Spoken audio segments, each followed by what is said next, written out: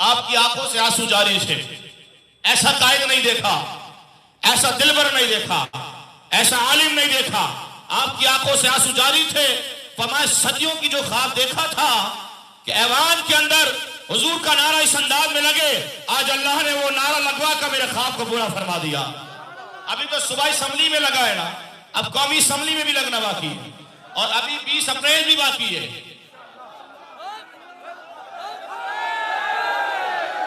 लो जी बात सुनो, खिताब तो शाहजी ने फरमाना है। मैं बस बताना चाहता हूं कि 20 अप्रैल करीब है और तुम ये ना समझना कि हम दब गए या हम भूल गए, क्योंकि मेरे कायद ने पहले ही फरमा दी। मैंने कहा ना, लोग कहते जी तकरीर बाबा जी नहीं है। मैंने कहा तू सवाल कर, बाबा जी जवाब देंगे। तू सवाल कर, बाबा जी जवाब देंगे। बाबा जी ने हर जलसे के अंदर हर बात का मकसद बयान किया। अगर कोई ये समझता है कि 20 अप्रैल से पहले मैं तहरीक लंबे पाकिस्तान से साइड पकड़ लूं, मेरा नाम ना आ जाए, ना ना, मेरे कायद ने पहले फरमा दिया था इस तहरीक में हर शख्स नहीं चल सकता। इस तहरीक में वही चलेगा जिस पर मुस्तफा की निगाह होगी, क्योंकि ये सफर है कुएं जाना, कदम कदम बनाए। जिन्हें जिंदगी हो प्यारी, जिन्हें नाम हो प्यारा, जिन्हें मनसब हो प्यारा, जिन्हें औहदा हो प्यारा, वो यहीं से लौट जाए, वो यहीं से लौट जाए। 20 अप्रैल हमारा इनसे मुआहिदा है और खान ने खुद इस चीज को पढ़ा है मीडिया पर। जो लोग कहते थे सादे सफे पर मुज़ाकरात कैसे होते हैं, इस सादे पर कैसे होते हैं, मैंने कहा सादा ही पर्चा था जो वजीर आजम पढ़ रहा था। मैंने कहा अकल के अंधे, सादा पर्चा था जो वजीर आजम पढ़ रहा था। कहते जी फ्रांस का सफीर निकालना जरूरी क्यों है? मेरी आखिरी बात, फ्रांस का सफीर निकालना जरूरी क्यों है?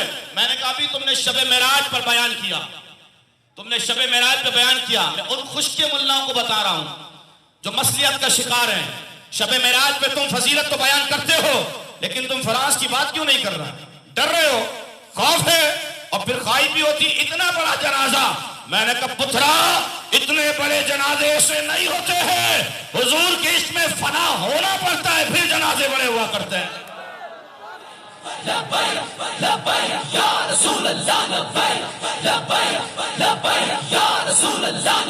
सुना जी, मेरे आका मेरे मौला जो है ना, शबे मेराज जब तशरीफ ले गए तो कुरान ने फरमाया सुब्हानल्लज़ी अस्रा बिअब्दिही लैलन मिनल मस्जिदिल हराम इलल मस्जिदिल अक़सा। पाक है वो जात जो लेकर गए अपने अपने खास को मस्जिद हरम से मस्जिद अक़सा तक, मस्जिद हरम से मस्जिद अक़सा हुजूर तशरीफ ले गए। यहां तक बात समझ में आई आपके? सब जाग रहा है ना? काई जगा कर गया ना, काई जगा कर गया है। कहते जी हम रजा वाले। मैंने कहा रजा वाली कोई चीज तुम में नजर नहीं आती है। मैंने कहा रजा वाला अमीरुल मुजाहिदीन था कि जिसने फैजाबाद के अंदर रजा के पैगाम को आम किया। सूना जंगल, रात अंधेरी, छाई बदली काली है, सोने वालों जाग रहे हो? 20 अप्रैल को कोई भी कॉल देगा?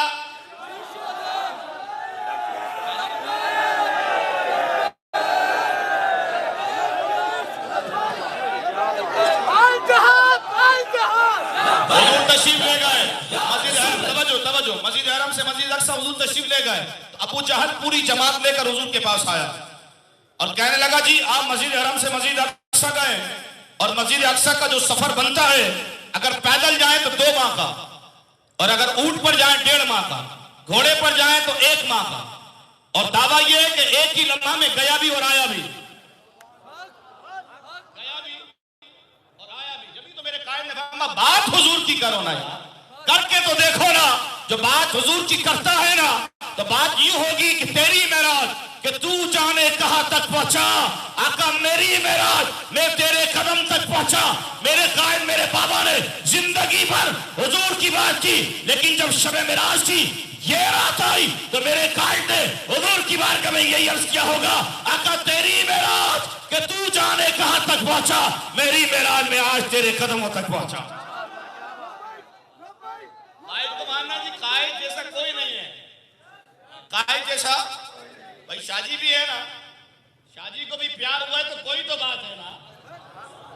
कहते जी सैयद, मैंने कहा ये सैयद है, ये सैयद है, ये सैयद है। मैंने कहा तेरी नस्ल पाक में बच्चा बच्चा नूर का। मैंने कहा नूर का जो बच्चा कहलाएगा वो उसी वक्त होगा जो हुजूर की इज्जत पे पहरा देगा। सैयद है ना, दावा है कि मैं गया और आया।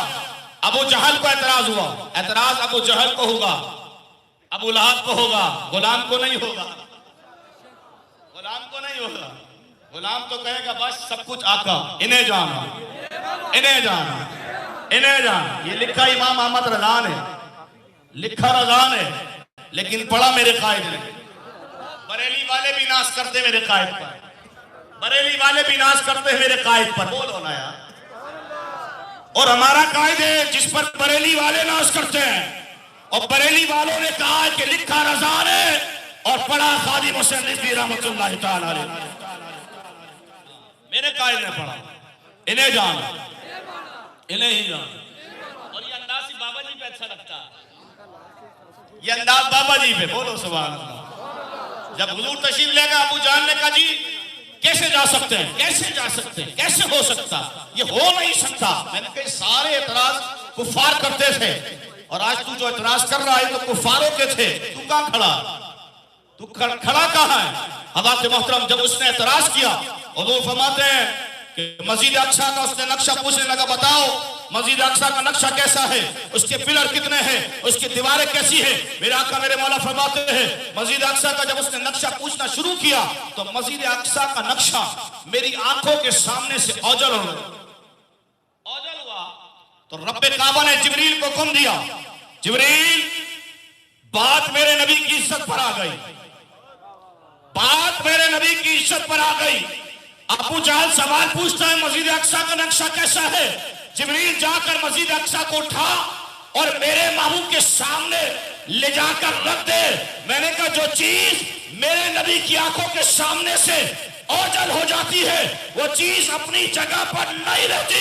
अब मालूम चला जो जमात मेरे नबी की आंखों के सामने नहीं वो जमात अपनी जगह पर नहीं, और जिस मुल्ला पर मेरे नबी की निगाह नहीं उस मुल्ला का दिमाग अपनी जगह पर नहीं। जिनका दिमाग अपनी जगह पर होता है तो दुनिया देखती है उस मर्द कलंदर का जनाजा कैसे होता है।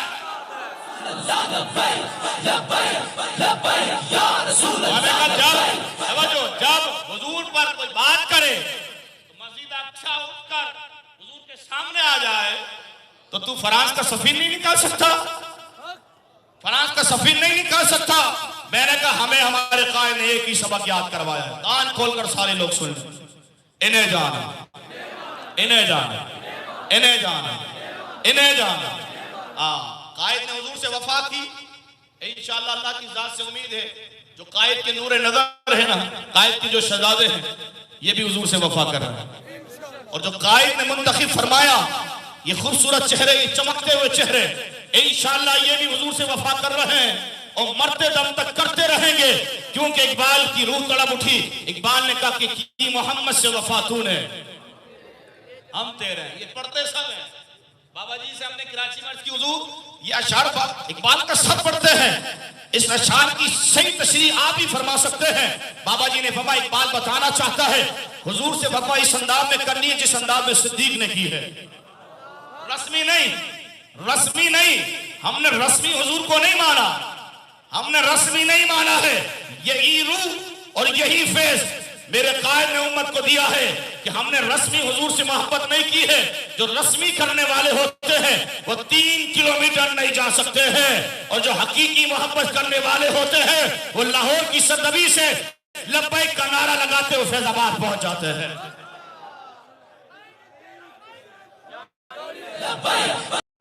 या रसूल अल्लाह लब्बैक, लब्बैक, लब्बैक या रसूल अल्लाह लब्बैक, लब्बैक, लब्बैक या रसूल अल्लाह लब्बैक, लब्बैक, लब्बैक या रसूल अल्लाह लब्बैक।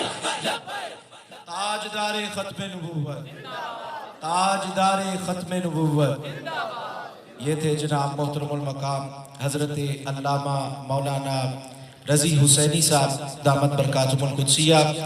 अब मैं अपनी बज़म में से हमारे तहरीके लब्बैक पाकिस्तान, तहरीके लब्बैक या रसूल अल्लाह के मरकज़ी नाइब अमीर पीर तरीक़त रहबर शरीयत हजरत अल्लामा मौलाना पीर सैयद ज़हीरुल हसन शाह साहब दामत बरकातुहुल कुद्सिया आपकी बारगाह में मुल्तमिस हूं कि आप तशरीफ लाए और अपने मवाइज़ हसना से हम तमाम के क़ुलूब व अज़हान को मुनव्वर फरमाए। नारे तकबीर, नारे रिसालत,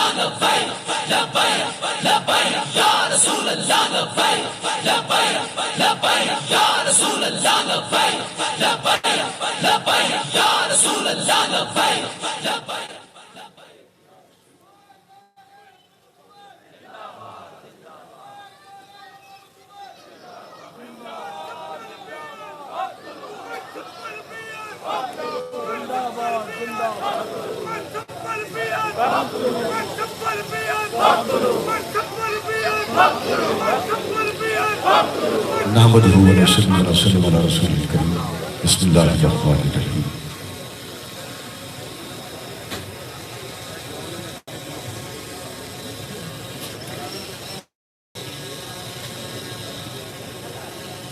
कारवाने इश्क का सालार कैसा चाहिए,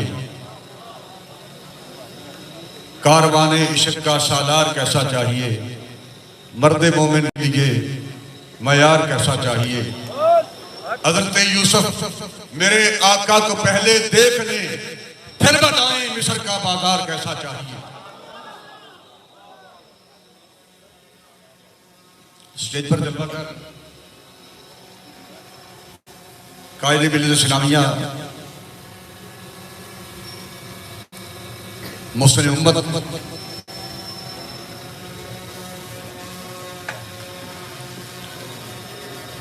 उस्तादुल्लामा अल्लामा हाफिज खालिद हुसैन रिजवी साहब की तस्वीर और हमारे दिलों की धड़कन साहिबजादा हाफिज मोहम्मद अनस रिजवी साहब, अमीर कराची अल्लामा मौलाना रजी हुसैनी साहब, किबला सैयद खुरम रियाज शाह साहब और पीर तरीक़त राशिद साहब, दीगर ओहदेदारान जिम्मेदारान तहरीक लबैक या रसूलुल्लाह और PP 147 के अमीर अल्लामा मौलाना मोहम्मद अदीब साहब, दीगर मेज़बान अहबाब, मलिक मोहम्मद उस्मान और उनकी पूरी टीम, तहरीक लबैक या रसूलुल्लाह के दीगर जिम्मेदारान ओहदेदारान, सफ़े अव्वल में तशरीफ़ फरमा सैयद हमाद हुसैन शाह साहब और अल्लामा मौलाना मोहम्मद जमील शरपुरी साहब, दीगर अहबाब, कारकुनान तहरीक लबैक या रसूलुल्लाह,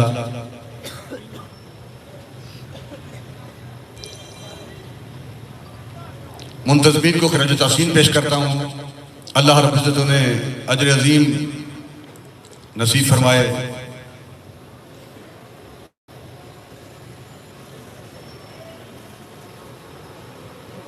दीन मेहराब और मिंबर,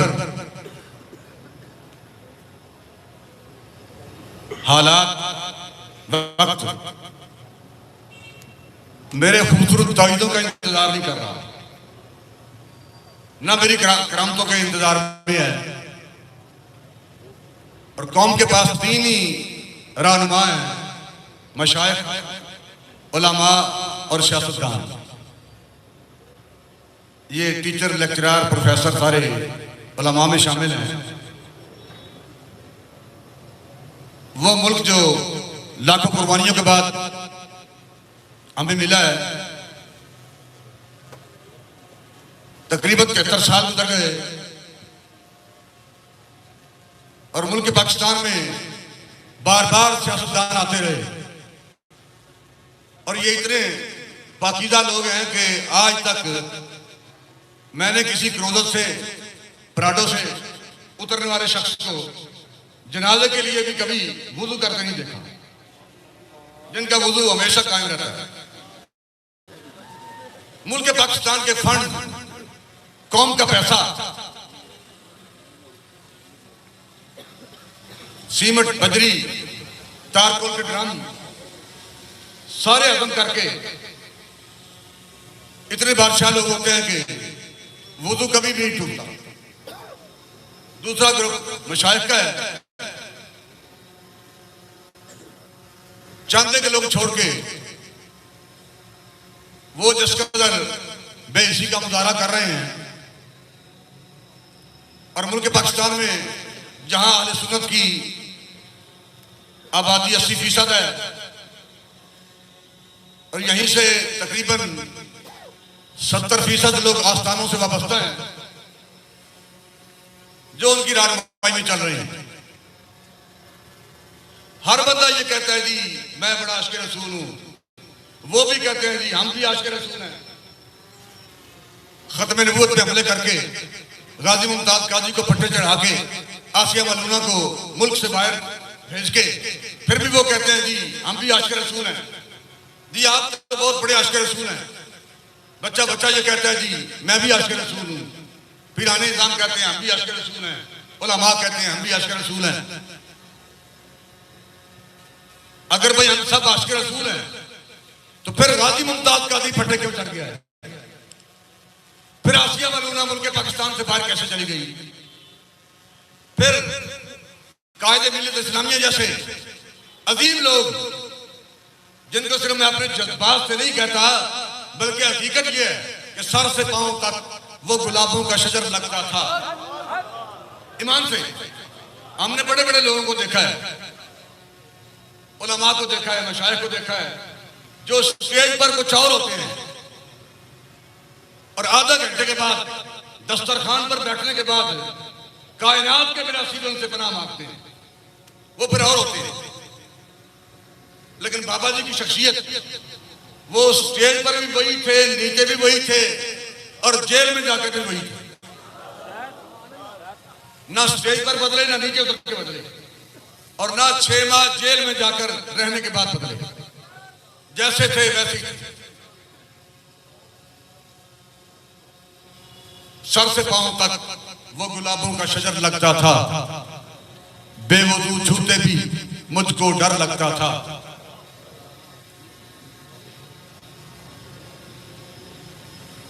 मुशाइख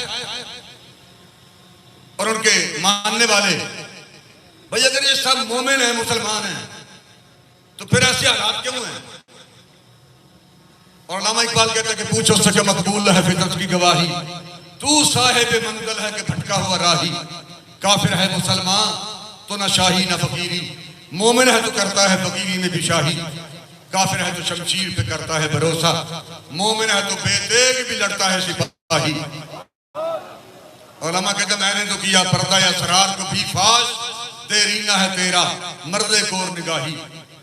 मैं तो सारे असरार तो पर्दा उठाया है, पर तेरी अखन जड़ी पट्टी बदी हुई है ना मौलवियों के पीरा ने, वो मुश्किल ना उतर रही है। अगर ये पट्टी उतर जाए तो आज रात खत्म होने से पहले हुजूर का दीन तख्त पर आ सकता है। लेकिन हमने रास्ते गलत इख्तियार कर रखे हैं। फैजाबाद पुल पर जो गुफ्तगू हुई, आज तक उसके पैगाम आ रहे हैं जी, वो सारी की सारी बातें हमारे खिलाफ कर गया। शाह साहब साथ नहीं, वो कह रहे जी सारी की सारी बातें हमारे खिलाफ कर गया है। हाँ भाई, जो कोई शख्स चाहे वो सादात में से हो, चाहे हाफ़िज़ कुरान हो, शेखुल हदीस हो, शेखुल कुरान हो, आप बताएं ना, ये नमाज, रोजा, हज का, तस्बीह, लोटे के मुसल्ले का, ये तवाफ़े काबा का, ये उम्रे का, आखिर इसका मकसद क्या है?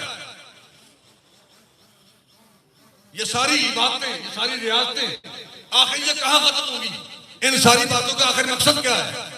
अगर हुजूर की इज्जत और नमूज का तहफ़्फ़ुज़ नहीं, किसी को दीन के नाम पर इज्जत मिल गई, दीन के नाम पर पैसा मिल गया, दीन के नाम पर गाड़ियां मिल गई, दीन के नाम पर कोठियां मिल गई, दीन के नाम पर बहुत सारी प्रॉपर्टी मिल गई, अगर वो दीन पर 1 रुपया खर्च करने के लिए तैयार नहीं और दीन के लिए 1 मिनट देने के लिए तैयार नहीं, तो आप बताएं ऐसे शख्स को क्या कहा जाए?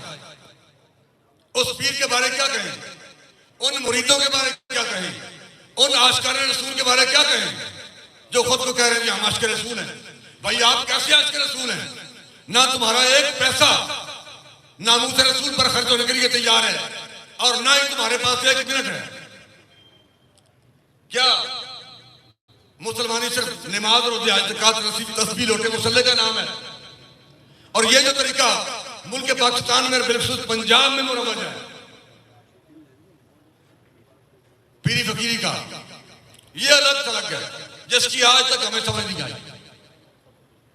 एक ग्रुप कौम का लीडर है, सियासतदान है, दूसरा ग्रुप पीराने इज़ाम है, मशाइख़ इज़ाम, और तीसरा ग्रुप उलमाए किराम का है।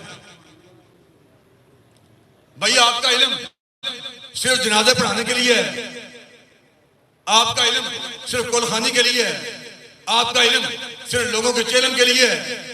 अगर इस इल्म ने नबी अलैहिस्सलाम की इज्जत और नामूस से काम नहीं आना, तो फिर ये इल्म कैसा है? और आपकी सारी मेहनत किस लिए है? और आप क्या कर रहे हैं? अल्हम्दुलिल्लाह आज भी मेहराब और मिंबर हमारे तावीज़ों का इंतजार नहीं कर रहा, हमारे इल्म का इंतजार नहीं कर रहा, हमारे फन खिताबत का इंतजार नहीं कर रहा, हमारे फन निकाबत का इंतजार नहीं कर रहा। आज भी मेहराब और मिंबर सिर्फ सजदा हुसैनी का इंतजार कर रहा है, जिसको अदा करने के लिए हमेशा तहरीक लब्बैक या रसूलल्लाह अपने कायद की क़यादत में मैदान अमल में रही है। और मैं मुबारकबाद पेश करता हूं पीपी 147 के अमीर को, उनकी पूरी टीम को, और रज़ा अकेडमी वालों को, जिन्होंने हुजूर की इज्जत और नामूस के तहफ़्फ़ुज़ के लिए वो पैगाम जो बाबा जी ने दिया था, उस पैगाम को आम करने के लिए इस कदर आलीशान प्रोग्राम का एहतमाम करके पूरी कायनात को बताया है कि बाबा जी अगर कि अपने मैदान में चले गए हैं, लेकिन उनकी क़यादत में उनके बताए हुए सबक पर अमल करते हुए हम आज भी हुजूर की इज्जत और नमूद पर पैरा देने के लिए तैयार हैं।